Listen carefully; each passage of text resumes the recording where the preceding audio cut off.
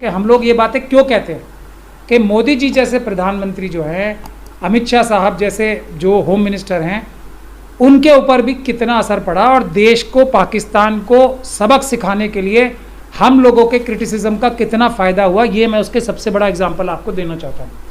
एक पिक्चर आप लोग ये सब देख रहे होंगे, आज सभी अखबारों के फ्रंट पेज पे छपी है ये वाली पिक्चर। तो मीटिंग हो रही है ये प्रधानमंत्री जी की मीटिंग हो रही है, तीनों सेनाओं के अध्यक्षों के, सेना के जो वायुसेना के अध्यक्ष, थल सेना के अध्यक्ष और जो जल सेना के अध्यक्ष हैं, जो नेवी के अध्यक्ष हैं, उनसे और सीडीएस कंबाइंड डिफेंस सर्विसेज के जो इंचार्ज हैं उनसे, डोभाल साहब से, प्रधानमंत्री जी हैं, एक व्यक्ति नहीं है इसमें, अमित शाह जी इसमें नहीं। यही मैं आपको बता रहा था, क्योंकि अमित शाह जी इस मीटिंग में होते तो उन्हीं की तो गलती है सबसे बड़ी। लेकिन क्योंकि हम जैसे लोग अमित शाह साहब से इस्तीफा मांग रहे थे, तो इस बात को मोदी जी ने और बाकी लोगों ने महसूस किया कि अमित शाह साहब अगर इस मीटिंग में होंगे तो इनके सामने बाकी लोग खुल के बोल नहीं पाएंगे कि ये राष्ट्र की जो होम मिनिस्ट्री है उसका फेलियर है, सबसे ज़्यादा इंटरनल सिक्योरिटी का फेलियर है। एक बात। दूसरी बात, हम लोगों, मेरा इंटरव्यू तो खास तौर पे, मैंने क्या बोला था अपने इंटरव्यू में, पहले इंटरव्यू में जो आप सब लोगों को दिया था, कि मोदी जी और अमित शाह साहब को इन विषयों से दूर हो जाना चाहिए। फौज को, हमारी आर्म फोर्सेस को फ्री हैंड दे देना चाहिए। ये बात मैंने कही थी ना, ये देख लीजिए। तो ऐसा नहीं है, हम लोगों की क्रिटिसिज्म से कोई फायदा नहीं होता, क्योंकि मोदी जी और अमित शाह जी का कोई इसमें समझ में आने वाली चीज़ ही नहीं है। जो लोग बेहतरीन हैं, दुनिया के बेहतरीन हमारे फौजी हैं, हमारे एयरफोर्स के लोग हैं, नेवी के जो लोग हैं, उनको आता है करना, और कूद जाते हैं मोदी जी और अमित शाह जी जिनको कुछ करना ही नहीं आता है। तो अब उनको ये काम भी करना पड़ा, लेकिन अभी भी ये काम पूरा नहीं है। इसीलिए अब सबसे बड़ा जो काम करना, फ्री हैंड दे तो दिया, और क्या काम चाहिए अब आपको? नहीं, फ्री हैंड दे दिया, उससे क्या होने वाला है? फ्री हैंड के बाद उनको पैसे भी चाहिए, उनको रिसोर्सेज चाहिए। मेरा ये कहना है, और मैं सभी विपक्ष की पार्टियों से भी, देश के सभी देशभक्तों से, खास तौर पे जो सर्टिफाइड देशभक्त हैं देश के, जैसे निहर सिंह राठौर हैं, जैसे एक वो मिस मेडुसा हैं, जैसे कुछ ये अब तो हम लोग शक करने लगे थे उन पे 4PM वाले हैं। ये जो सर्टिफाइड देशभक्त हैं देश के, जो सबसे बड़े देशभक्ति के लिस्ट में जिन जिन लोगों के खिलाफ सरकार ने कार्रवाई की है, ये लोग जो हैं, उन लोगों से भी मैं गुजारिश कर रहा हूँ, देश के सभी अपोजिशन पार्टीज के लोगों से भी गुजारिश कर रहा हूँ कि अब फ्री हैंड के बाद कम से कम 1-1 लाख करोड़ तुरंत, मतलब रिसोर्सेज भी तो चाहिए। अब क्या बिना पैसों के, बिना वसाइल के, बिना रिसोर्सेज के लिए एयरफोर्स, आर्मी और जाके नेवी लड़ लेगी और उसको सबक सिखा देगी? बात लड़ने की नहीं है, सबक सिखाने की है। ऐसा सबक सिखाने की है कि दोबारा ऐसी जुर्रत पाकिस्तान की जो आर्म फोर्सेस हैं, वहाँ की जो एस्टेब्लिशमेंट है, कर ना पाए। उसके लिए तुरंत से पहले, अभी ये देश की जनता बोल रही है मोदी जी से, 1 लाख करोड़ रुपए नेवी को, 1 लाख करोड़ रुपए एयरफोर्स को और 1 लाख करोड़ रुपए हमारी थल सेना यानी कि आर्मी को दे देने चाहिए, कम से कम। अभी 1 लाख करोड़, 1-1 लाख करोड़ कम से कम। सर 3 लाख करोड़ हो गए तो? हाँ, 3 लाख, अभी 16 लाख करोड़ में। देखिए आप लोग क्या बात करते हो, 16 लाख करोड़ अडानी, अंबानी, यूसुलुलु जैसे जो बेईमान लोग हैं, बैंकों के चुराए हैं। अभी इन्होंने, बैंकों ने राइट ऑफ किए 49 हजार करोड़। अनिल अंबानी सिर्फ 400 करोड़ देके 49,000 करोड़ क्या चूना लगा दिया। हमारे और आपके तो पैसे हैं, मोदी जी के थोड़ी हैं। तो ये तो इस सबसे महत्वपूर्ण कार्य है। तो कम से कम मैं आपको ये बोल रहा हूँ, और देश की रक्षा का बजट, अभी इमरजेंसी सेशन बुलाएं मोदी जी, बजट में चेंजेस लाएं, 5% बजट, कम से कम टोटल बजट का 5% हिस्सा, जीडीपी का 5% देना ही पड़ेगा मोदी जी को। ये हमारी अगली डिमांड है डिफेंस बजट के लिए। तब जाके पाकिस्तान की नाक में नकेल लगाई जा पाएगी, क्योंकि पाकिस्तान इस काम में अकेला नहीं है, उसको मदद करने वाले चाइनीज़ एजेंसीज भी मौजूद हैं, और हमारे देश के अंदर आरएसएस और बीजेपी के ट्रेंड कार्डर्स जो हैं, वो भी पाकिस्तान के एजेंडे को पूरी तरीके से फॉलो कर रहे हैं। क्या एजेंडा? हिंदू मुसलमान में लड़ाई का।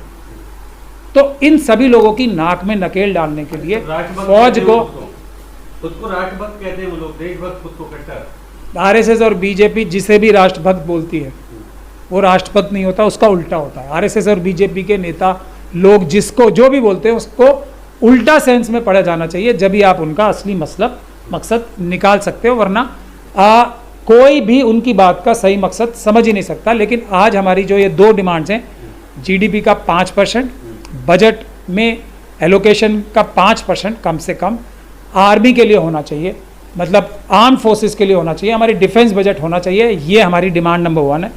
डिमांड नंबर जो इमीडिएटली करने का काम है, इन्हें 1-1 लाख करोड़ रुपए तीनों को देने कम से कम अभी चाहिए, शुरू अभी से, ताकि बिल्कुल फ्री हैंड होके बिना डरे और बिना मतलब इस चीज़ से डरे कि पैसों की तो कमी नहीं पड़ जाएगी हमें, हमारे पास गोलियां तो कम नहीं पड़ जाएंगी, हमारे पास कोई जो हमें और इक्विपमेंट्स खरीदने हैं जो, और सबसे बड़ी बात एक फ्री हैंड इस बारे में भी होना चाहिए कि अगर जैसे जनरल जीडी बख्शी जी पहले मुझसे बहुत लड़ा करते थे, आज अब वो 100% वही बोल रहे हैं, और सिर्फ नाम नहीं ले रहे मोदी जी और अमित शाह जी का, बाकी बोल वही रहे हैं जो मैं बोलता कि जो ये आर्मी, एयरफोर्स और नेवी है, इनको फ्री हैंड इस बात का भी देना चाहिए कि वो रेगुलर फौजी भर्ती कर सकें, जितने चाहें उतने। मोदी जी के घर का पैसा नहीं है, मेरा आपका देश की जनता जो देश की मालिक है ना, उनका पैसा है ये। हम लोग ये कह रहे हैं कि दो आप अडानी, अंबानी, यूसुफ लुलू जैसे लोगों को जो बैंक से लोन मिल रहे हैं, जो उनको आप पूरा देश लूट के दे रहे हो, उसमें पॉज लगाओ, अभी वो नहीं चलेगा। अभी हमें पहली चीज़ पाकिस्तान को सबक सिखाना। देखिए सरहद मजबूत कैसे होगी, एक जो ऐसा है दुश्मन हमारा जो बार बार शरारत कर रहा है, उसको हम अगर मजबूत सबक सिखा देंगे तो बाकी लोग भी जो हैं उससे मैसेज मिलेगा उनको, और कोई भी जुर्रत नहीं कर पाएगा। तो ये एक मैसेज देने का टाइम है, जिसके लिए सबसे पहली महत्वपूर्ण बात फ्री हैंड की थी, और फ्री हैंड के साथ बिल्कुल माइंड फ्री होके, रिसोर्सेज की कमी कोई नहीं होनी चाहिए। देश का पैसा है, देश ये चाहता है कि अभी हमारी आर्म फोर्सेस को बिल्कुल फ्री हैंड, पैसे के मामले में भी, रिसोर्स के मामले में भी, भर्तियों के मामले में भी उनका फ्री हैंड होना चाहिए। एयरफोर्स के लोग जितना चाहते हैं, जितने जहाज़ खरीदना चाहते हैं खरीदें, जितने भर्ती करना चाहते हैं भर्ती करें, रेगुलर करें, अग्निवीर करें, ये उनके ऊपर पूरी तरीके से छोड़ देना चाहिए। मोदी जी को इसमें अपनी टांग नहीं अड़ानी चाहिए, क्योंकि वो उस चीज़ के एक्सपर्ट नहीं है। वो जो भी करेंगे वो बादलों के पीछे जान देंगे। उस बालाकोट का सफल क्यों हुआ, अगर वो एयरफोर्स के पायलट मोदी जी की बादलों के पीछे जाने वाली बात सुन लेते तो बालाकोट सफल नहीं होता। उन्होंने मोदी जी की बात सुनी और अनसुनी कर दी। चलो बोल दिया, कोई बात नहीं, प्रधानमंत्री जी हैं, इनको नहीं पता, और उन्होंने वैसे ही किया जैसे उन्हें करना था, प्रोफेशनली, तब सफल हुआ। मोदी जी की बात सुनते तो फेल हो जाते। लेकिन सर तैयारी तो उधर भी पूरी है, वो लोग बाबरी मस्जिद में ईंट लगाने की बात कर रहे हैं, कह रहे हैं हम आदान देंगे, ईंट लगाएंगे वहाँ, ये सब उधर भी बयानबाजी चल रही है, इधर भी बयानबाजी नहीं। तो मैं इसीलिए तो कह रहा हूँ, बयानबाजी तो देखिए, बयानबाजी चलवाने के लिए सबसे बड़े जो देश के दुश्मन हैं, ये नेहा सिंह राठौर और मिस मेडूसा के खिलाफ और 4 PM के खिलाफ तो कार्रवाई कर दी, और भी दूसरे जो ईमानदार चैनल्स हैं उनके खिलाफ, जो टाइम्स, जो फेसबुक, उनका भी भारत टाइम्स न्यूज़ जो है, इसके फेसबुक पे कार्रवाई कर दी। तो ये आप लोग हो जो पत्रकार हो, ईमानदार पत्रकार हो, जो आरएसएस और बीजेपी के समर्थित पत्रकार हैं, जो टेलीविज़न चैनल्स हैं जिसमें रिपब्लिक टीवी हो गया, टाइम्स नाउ हो गया, नवभारत हो गया, जितने भी लोग वो पाकिस्तान के लोगों को बुला के भारत को गाली दिलवा रहे हैं हमारे टेलीविज़न चैनल्स पे, वो सब ISI के पाकिस्तानी एजेंट्स हैं। और उनका समर्थन किसे है? मोदी जी का, अमित शाह जी का, RSS का समर्थन है। वो सबके सब पाकिस्तान और चाइना के एजेंट्स हैं। वो हमारे देश में, हमारे सर पे, हमारे टेलीविज़न चैनल्स जो हैं, जिसका पैसा हम देते हैं, जो भारत सरकार उनको एडवर्टीजमेंट देती है, जो TRP और जो दर्शक उन्हें देखते हैं, हम लोगों के, भारतीयों के पैसे पे उन पाकिस्तानियों को बुलवा के हमें गालियां दिलवा रहे हैं। वो ISI के एजेंट हैं, वो देश के दुश्मन हैं, आतंकवादी हैं, देशद्रोही हैं। उनके खिलाफ भी कानूनी कार्रवाई करना ये सरकार नहीं कर रही। इससे क्या पता लगता है कि ये सरकार इन गतिविधियों को प्रमोट कर रहे हैं। और आप जैसे लोग जो असल में इलाज करना चाहते हैं पाकिस्तान का परमानेंट, हम जैसे लोगों का इंटरव्यू लेके असली बातें, आज मैंने जो 3 लाख करोड़ देने की बात की है, इससे कितना फौज को फायदा होगा, इससे पाकिस्तान के जो ये झूठे बकवास करने वाले लोग हैं ना, इससे इनको पता लगेगा अब भारत जो है सीरियस हो चुका है। पैसे देते ही, बाकी तो उन्हें पता है भारत की फौज के सामने वो टिक ही नहीं पाएंगे।